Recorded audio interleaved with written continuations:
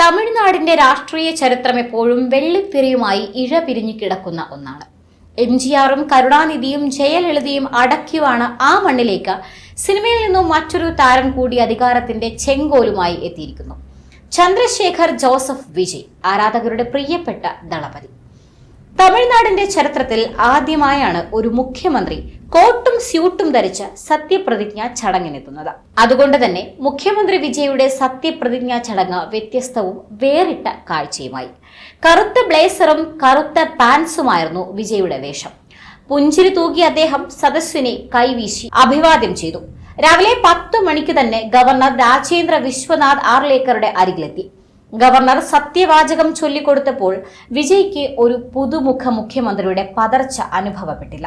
സത്യപ്രതിജ്ഞാ വാചകങ്ങളിൽ ഭൂരിഭാഗവും അദ്ദേഹം നേരത്തെ തന്നെ മനഃപ്പാടമാക്കിയിരുന്നു. അതുകൊണ്ട് തന്നെ സത്യവാചകത്തിന്റെ പകർപ്പിലേക്ക് നോക്കേണ്ടി വന്നില്ല.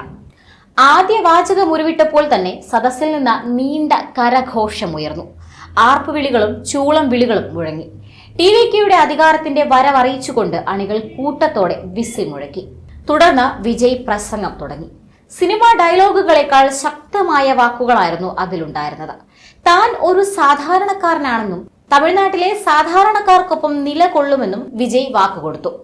അഴിമതിക്ക് കൂട്ടുനിൽക്കില്ലെന്നും ഇത്തരം ചിന്തകളുമായി ഒപ്പം നിൽക്കുന്നവർക്ക് ഇടം നൽകില്ലെന്നും വിജയ് മുന്നറിയിപ്പ് നൽകി.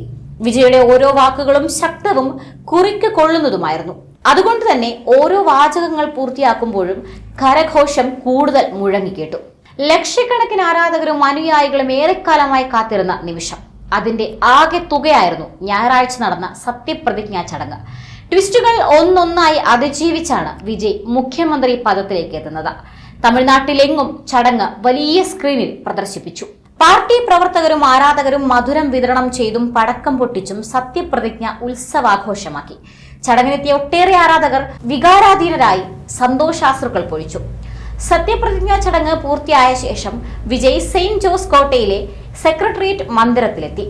അവിടെ മുഖ്യമന്ത്രിയെ പോലീസ് ഗാർഡ് ഓഫ് ഓണർ നൽകി സ്വീകരിച്ചു. തുടർന്ന് മന്ത്രിമാരും സർക്കാർ ഉദ്യോഗസ്ഥരും സ്വീകരണം നൽകി. മുഖ്യമന്ത്രി കസേരയിലിരുന്ന വിജയ് MLA-മാരുടെ സത്യപ്രതിജ്ഞാ ഫയലുകളിൽ ഒപ്പിട്ടുകൊണ്ടാണ് ഔദ്യോഗിക കാര്യനിർവഹണത്തിന് തുടക്കമിട്ടത്.